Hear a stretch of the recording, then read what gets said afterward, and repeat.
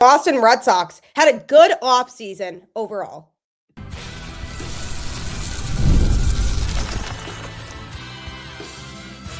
You are Locked On Red Sox, your daily Boston Red Sox podcast. Part of the Locked On Podcast Network, your team every day. Hello and welcome to Locked On Red Sox, your daily Boston Red Sox podcast, part of the Locked On Podcast Network, now the #1 sports podcast network. I'm your host, Gabby Maljanian, former ESPN social media associate and current host of the Boston Balling podcast as well. And I am here to bring you the latest in all things Boston Red Sox, Monday through Friday, straight to your favorite podcast feed. And want to know the best part? It's all free. So make sure that you tune in because Locked On is here for you every single day. Today's episode is brought to you by FanDuel. The winter games are on, and there's no better way to follow them than with a bet on FanDuel. FanDuel, play your game. I'll tell you a little bit more about FanDuel later, but we have some Red Sox business to attend to. Happy Friday. Welcome to the show. Happy spring training. The good vibes are upon us. Baseball season is here. It may not feel like it in the Northeast because it's still been really cold, although it is supposed to warm up a little bit over the weekend. Fingers crossed there, but I cannot wait. Only a couple more weeks until I'm down at spring training in that warm Florida weather, soaking it all in, watching some baseball. And I just cannot wait for that to happen. But as the Red Sox roster stands right now, there's been a lot of thought about where are they now compared to where they were last season. How have they improved? How have they maybe gotten a little bit worse? And how have they kind of stayed the same? And on today's show, I'm going to be grading the Boston Red Sox offseason. So the way that I'm going to do that is I'm going to take each position group individually and give them a grade based on how confident I am in that position group's ability to succeed in 2026. And then I'm going to give an overall grade at the end for generally the overall offseason. Now, what I found interesting was looking through the main big pieces that the Red Sox acquired this offseason and how they are going to help make a difference with this Boston Red Sox team. And from a starting pitching standpoint, I no doubt give that an A. I can't really give an A+ because obviously injuries are part of the game and things happen that are out of your control. So nobody ever is going to feel like they're 100% all the time. So, especially from a pitching standpoint, when they play so many games, it's hard to be like, all right, yeah, it's perfect. Could not be better.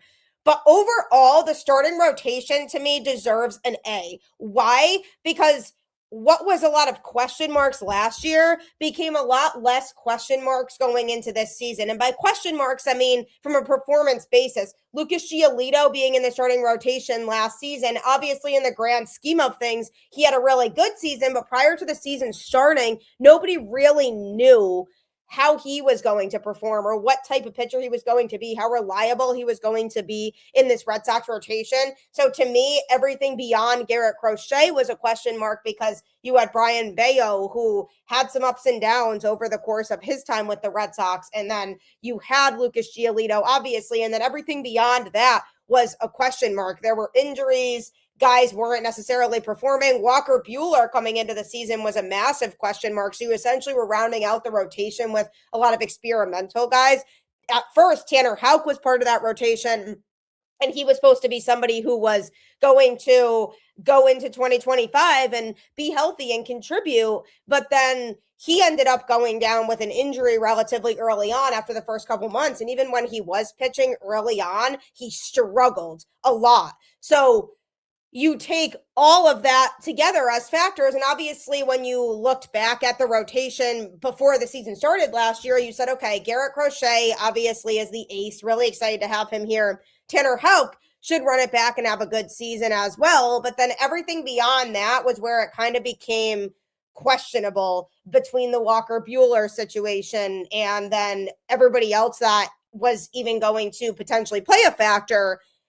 And the reason Walker Buehler was such a question mark was because, yes, in 2024, he had a great World Series run, but he had been coming back from injury. He kind of struggled. He had his ups and downs. So there wasn't really a huge level of confidence in him coming in here and giving the Red Sox what they needed. And sure enough, it didn't pan out. He struggled with the Red Sox rotation. They ended up releasing him, and that was the end of that. So now we're going into a position where we have a new rotation to me that feels like there's a lot more confidence behind it. Garrett Crochet, no doubt, still the ace, gave us everything we needed and more last year. Really looking forward to see how he continues to elevate his game. Speaking of Garrett Crochet, he added a new pitch into his arsenal that I am really excited to see, and it should make people feel a lot more nervous if you're an opposing team when it comes to facing him in 2026. So last year, he finished second in the Cy Young voting for the AL. And there's just no doubt about the fact that he's one of the best pitchers in the sport right now. But his changeup, which he threw just 4% of the time last year, is now more of a splitter thanks to a new grip that he learned over the offseason at Vanderbilt. So as if that doesn't make it any more dangerous, it definitely does if you are an opposing hitter and you're facing him. So I'm really excited for him this upcoming season.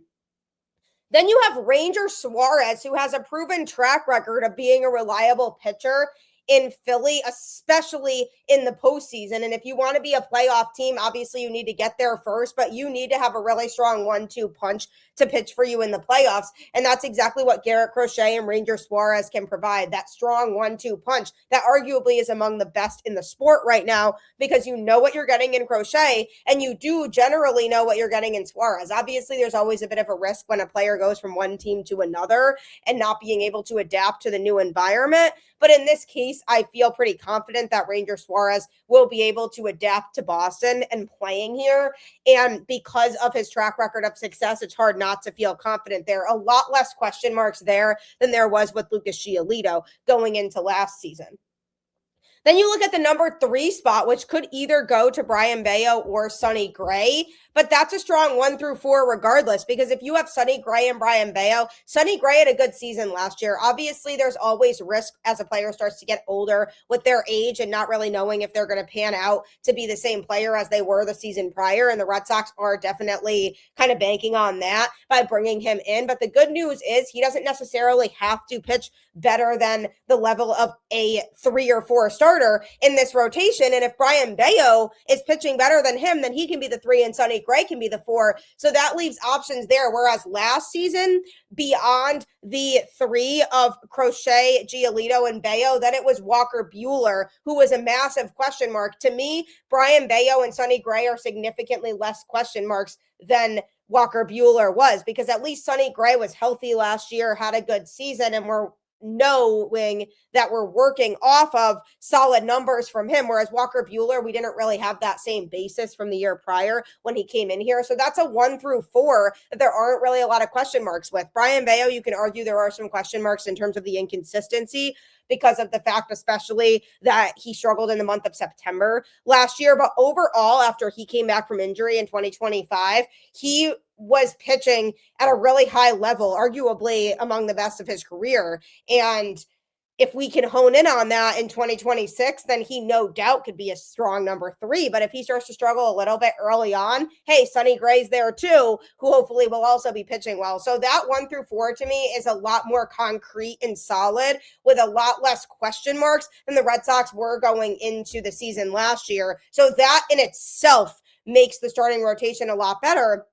Not to mention the fact that that 5th starter spot is still up for grabs. I took a deep dive into this on yesterday's show. If you want to check that out, about evaluating that number 5 starter role and who the options are to potentially fill that. And because they have options, that also makes the starting rotation automatically better anyway, because they can kind of go into spring training, feel it out, see who's performing the best out of spring training, and then say, okay, we really like this guy, so we're going to put him into that number 5 starter role. But the good news is that because there are options there and because they can play around with that, that alone is going to put the rotation into a better spot as opposed to banking on one player in particular, and maybe he doesn't pan out. Like Johan Oviedo, for example, Connolly Early, guys like that, because there are options and because there are reasons to be excited about any one of these guys, it makes me feel really confident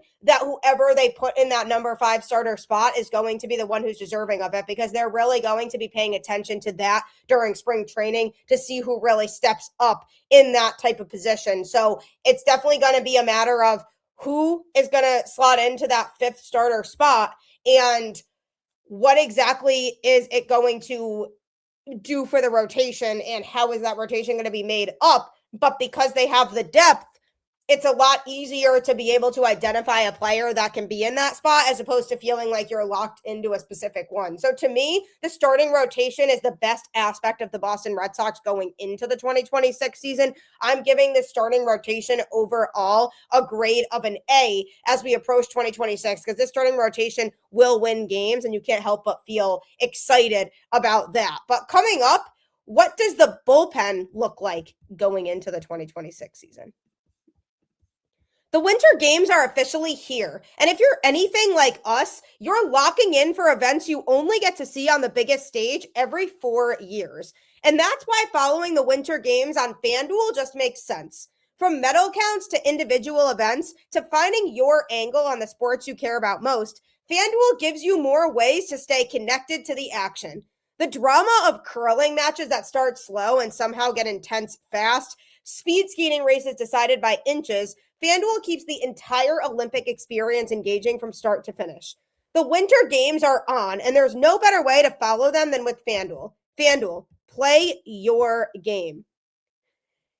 The nice thing about FanDuel is that it recognizes the fact that the Olympics are only every 4 years in the winter. So make sure that you take advantage of that now over this next couple weeks span when you have the opportunity, and go USA. Also, thank you so much for tuning in to Locked On Red Sox and making it your first listen of every single day. If you would like to take your listening up a notch, subscribe to the Everydayer Club to get exclusive perks you won't get anywhere else, like access to a Discord server for members only that is just for listeners of this show, as well as an ad-free audio version of this show on any podcast platform, which is also really nice. And if you want to take that up even further, you can subscribe to the All Access tier, which gives you access to one-on-one texting with me directly to get all of your Red Sox-related questions answered, as well as exclusive access to all-access content that you won't find anywhere else. So, for example, sound bites with players, coaches, etc. that I get, you can listen to those exclusively if you subscribe. So head to lockedonredsox.supercast.com to check it out. Spring training is officially here. The Red Sox have reported. It's really good to see videos of the players in good spirits, looking forward to the season. Willson Contreras, I saw a video of him arriving yesterday to spring training. So the vibes are high, and I'll get to the position group a little bit later on. But while we're still on the topic of the pitching staff, I cannot emphasize enough how much good work Craig Breslow did this offseason to really enhance the pitching staff, not even just for the right now, but for the future also, basically making trades and collecting pitchers and basically stocking up on that particular group of players so that he can flip guys in trades later on to help make the team better and address immediate needs, or continue to develop them in the Red Sox system so that they can be guys later on who do end up contributing to this Red Sox team. So while I gave the Red Sox starting rotation an A, I think that's going to be the best position group for the Red Sox going into 2026.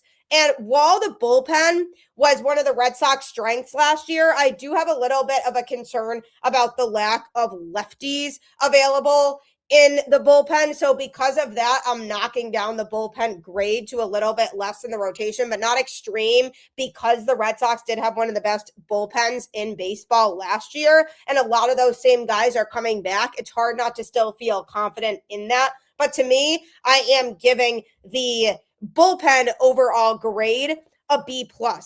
And to me, the reason that it's that high still is because, like I said, they still have Chapman coming back, who had a phenomenal season last year. They still have Garrett Whitlock. They still have Justin Slayton, who guys that pitch in high leverage when healthy can be relied on. And those two fall into that category of guys who can pitch in relief in high leverage situations as long as they stay healthy. So as long as Justin Slayton stays healthy, I'm really excited about him. As long as Garrett Whitlock stays healthy, also really excited about him. They also have Greg Weisser in the mix, Zach Kelly, all guys who were in the bullpen last year, Giovanni Moran as well.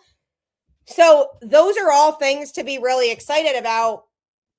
But there's a lot of what ifs there too. To me, because of the fact that Garrett Whitlock and Justin Slayton haven't always stayed healthy, those are definitely things to think about and consider going into the season, because Justin Slayton missed a good portion of the season last year as well as the season prior due to injury. So because of that, the Red Sox were missing a high leverage arm for a lot of that time and had to kind of make it work with what they had. Now, obviously, injuries are out of their control and there's nothing Craig Breslow could have really done about that aspect of it. But because they do have a couple guys in this bullpen that have some injury problems based on the past, that's why I can't give the bullpen an A right now. But I also don't think it's going to be bad enough to where it drops all the way down into the C range, because there are still a lot of talented relievers in this bullpen. And that's why I'm looking forward to seeing this bullpen perform again in 2026. But another point that I wanted to bring up in regards to the pen is Aroldis Chapman, because while he had a really dominant season last year, who's to say he's going to repeat that? He's only getting older, so his arm is going to naturally start to feel a little bit more fatigued. And so if he doesn't repeat the same season that he had, then the Red Sox are looking at a situation where they might have to consider moving him out of the closing spot, and then they would have to rely on somebody else in that regard to fill that hole. And to me, that guy would likely be Garrett Whitlock, would be probably the primary closer if they were to decide that Aroldis Chapman's not going to close games. But they do need to be a little bit wary of that, because if Chapman takes a big step back from what we saw from him in 2025, then they can't really rely on him to close. And then the bullpen looks a little bit weaker because they don't have that definitive closer. Because last year it was really nice that they had their high leverage arms, but it would go, Slayton, Whitlock to Chapman. And there was never a hesitation about the fact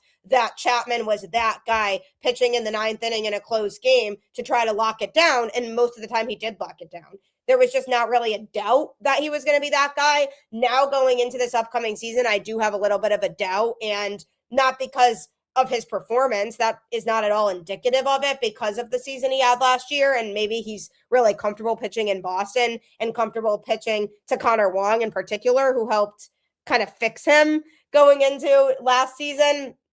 So maybe all that plays a factor, and maybe he has a dominant season again, but we don't know. And I am a little bit wary, and it's something the Red Sox need to at least think about is, okay, what is our backup plan going to be if Aroldis Chapman does take a step back on the mound in 2026 compared to 2025? So that's something that I'm looking at and really taking into account when it comes to this Boston Red Sox bullpen and the state of it going into 2026. Because if Chapman performs at the same level in which he performed in 2025, that would obviously make the bullpen again among the best in baseball. But if he takes a step back, they might feel like the bullpen is a little bit weaker, but not weak enough to where I would drop them much below, because of the fact that they still were one of the best bullpens in baseball last year with the combination of guys they had. So that should definitely be considered. My other main concern when it comes to the Red Sox bullpen going into the 2026 season is the lack of left-handed pitching in the pen as of right now, because we have seen situations where the Red Sox could have used a lefty reliever in the mix and they just didn't really have enough options for that. And so with that being said, it's good to have enough options on both sides. And in this case, it doesn't necessarily feel like they have a lot of options, because they don't have Jordan Hicks anymore. they don't have Chris Murphy anymore. And this becomes a scenario in which they just don't have a lot of lefty options, only a couple lefties in a bullpen that's full of right-handed pitching. So to me, they could use another left-handed reliever. But if they decide not to trade Patrick Sandoval, to me, he could be a good fit to slot into the bullpen as a left-handed reliever, because since he has experience pitching as a starter and in relief, he's a guy who, if they start to work up his volume, could be a multi-inning reliever, and he's a lefty, so he helps create that variation. I mean, even Brennan Bernardino was one of the most reliable lefties for the Red Sox out of the pen, another guy who's gone now. So if you think about the number of lefty relievers that they have moved on from, they really do have a lack of left-handed pitching in that regard in particular.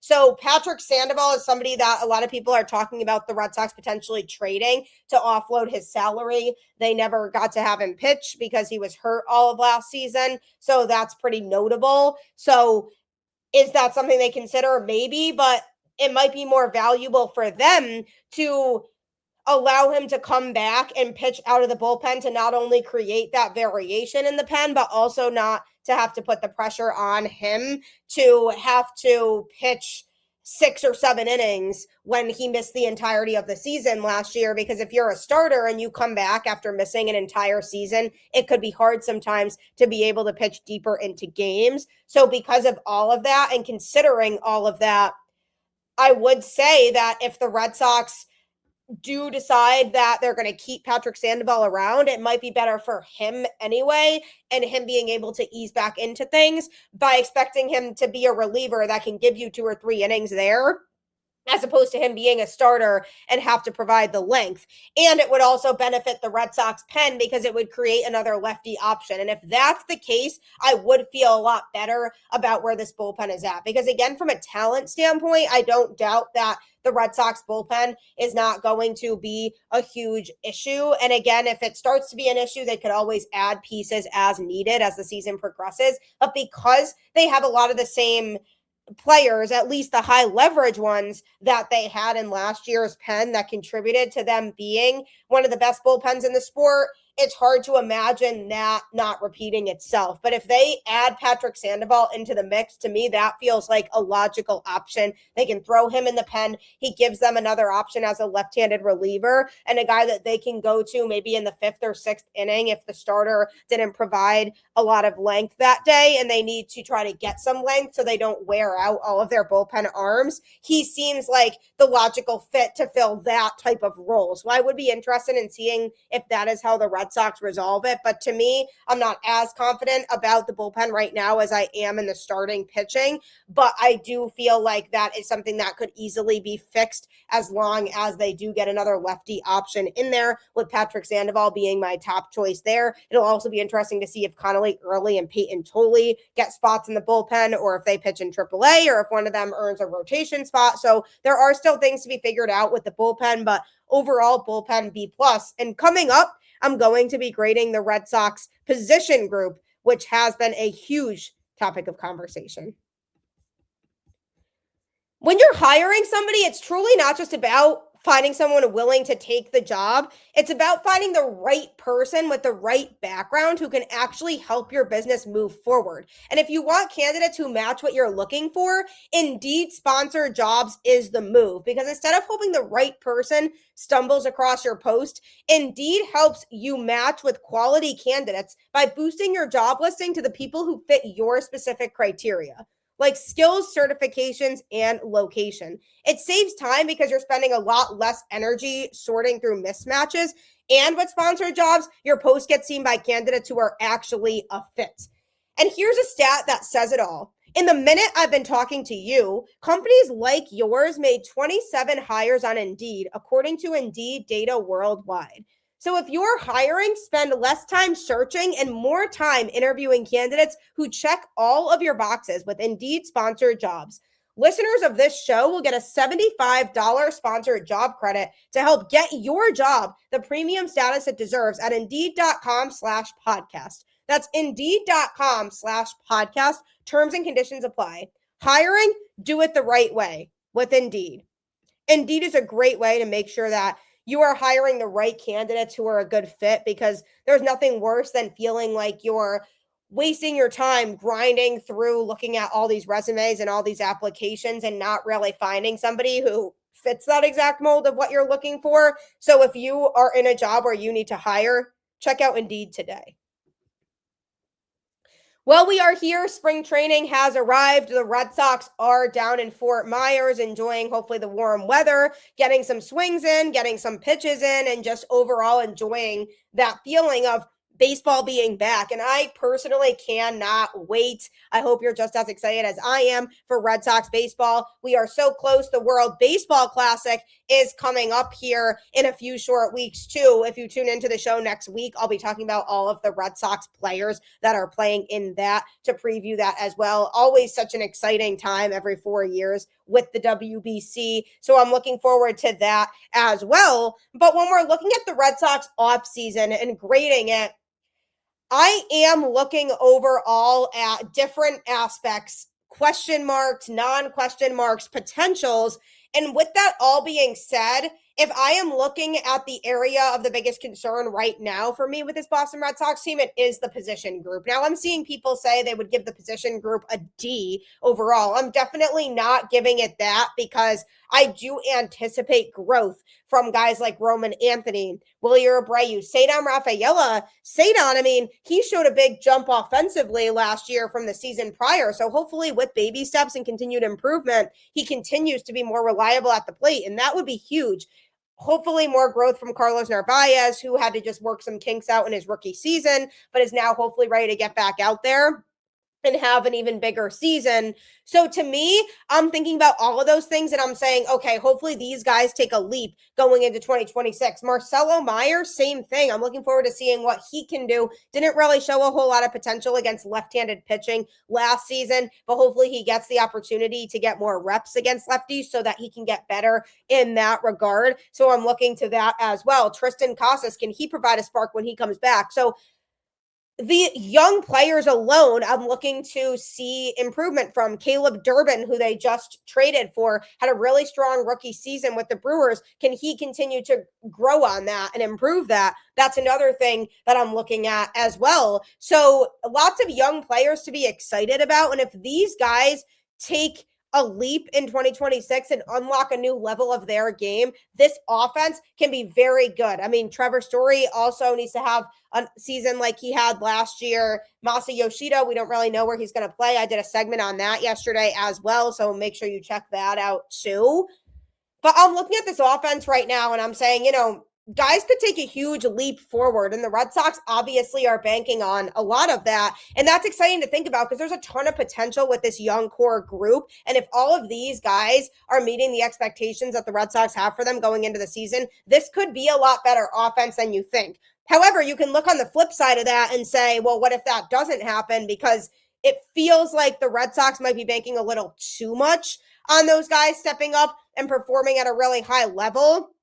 And while it's good to have faith in your young players, what if they don't all come through in that regard? And it feels like they're just putting a little bit too much pressure on those young players as of right now.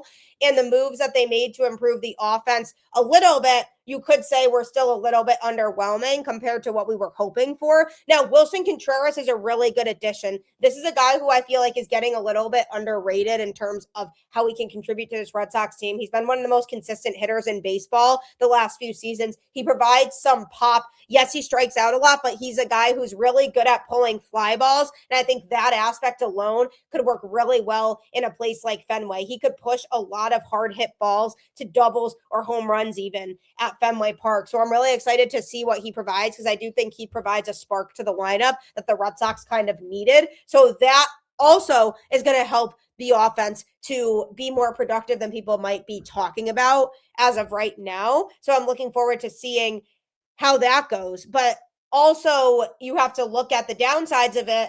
Is Trevor Story going to be able to have the same type of season that he had last year? I mean, he was healthy for the first time in his Red Sox tenure. So that's a factor to consider in how well he was able to play in 2025 and how much he was able to succeed. You have to consider the fact that if he gets hurt again, how effective is he going to be when he is playing? Because we have seen him try to come back from injury and he hasn't always been overly effective. And if he misses a good chunk of the season, then instantly the Red Sox offense looks like it's in a lot worse of a spot. So that's another tough thing, is because it doesn't really feel like there's a lot of depth on the offensive side of the ball. If somebody goes down who's one of their best hitters, then the offense looks like it's significantly weaker. So that's something that I would be a little bit worried about when it comes to this offseason, as well as the fact that they didn't really acquire a true power bat. Now, Willson Contreras, I would say, is probably the closest thing in the lineup right now to a quote-unquote power bat upgrade that they got. Wilyer Abreu hit a lot of home runs last year relative. He was among the most on this Red Sox team. Trevor Story also was among the most. And Roman Anthony is a guy who does possess raw power, but he hasn't really unlocked that aspect of his game yet. So I'm going to be looking for him to do that going into 2026. But they still didn't hit a lot of home runs overall. Even the guys who were the leaders on the team in home runs last year still hit under 30. So I still don't anticipate a home run heavy team. And I do feel like they are one true power bat away from me really feeling like, okay, this is a solid offense. And I have to give the offense, as of right now, a C+ grade, which feels kind of harsh. And I think that's a light C+ with a lot of room for them very much exceeding expectations. But the reason I can't give it a better grade right now is because we don't know how these guys are going to be able to progress. I think the potential is there for them to have a great lineup if these young players actually step up in the way that we anticipate that they would, and that we're hoping that they would. And if that's the case, then they will blow this grade out of the water, no doubt about it. But I have to say on the conservative side with this for right now, because we don't know who's going to step up. We don't know if Trevor Story is going to have the same type of season he's been having. We don't know if the young players are all going to be able to live up to the expectations that have been put forth on them. So for right now, I have to go with the conservative grade on the offense, but I'm hoping to be wrong, and I'm hoping everybody gets to the point where they are highly exceeding expectations. And let me just be clear about something here.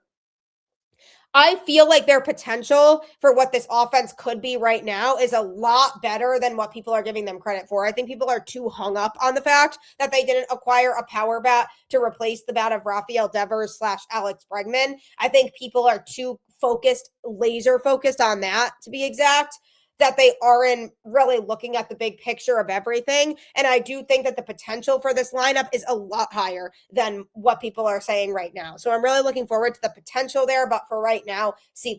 So all of that being considered, if I were to give an overall grade to this offseason, I would have to go right now overall with a B-, because they certainly did their job on the starting rotation side, no doubt about it, going to be strong. Bullpen, they could have done a little bit more, maybe by adding a lefty into the mix, and hopefully things work out to where Aroldis Chapman has a good season like he had last year. And I do feel like there are a little bit of question marks still with the bullpen, and there are a lot of question marks when it comes to the position group in the offense because of what they're banking on and assuming versus the sure thing. So overall, B- offseason for me. If they acquire a no doubt power bat before the season starting, I would increase my overall grade a lot more. But for me, I overall like what the Red Sox did this offseason. I think that going into 2026, they're in a better spot than people are giving them credit for. I'm really looking forward to seeing how some of these young guys blossom. So we'll have to see how it all plays out. But thank you so much for always tuning into the show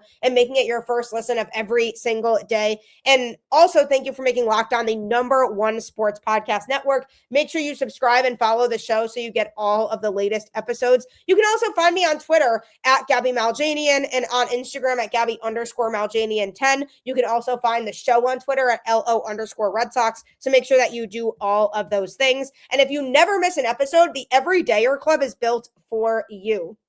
Get Locked On Red Sox ad-free, plus members-only Discord access and more. Head to LockedOnRedSox.supercast.com to join the club. For those of you on video, we send you to the first ever 24/7 national Locked On Podcast Network YouTube channel. On audio, make sure you make your second listen to Locked On Fantasy Baseball as you gear up for the MLB season. Thanks so much as always. Keep the faith. Go Red Sox, and I'll catch you on the flip side.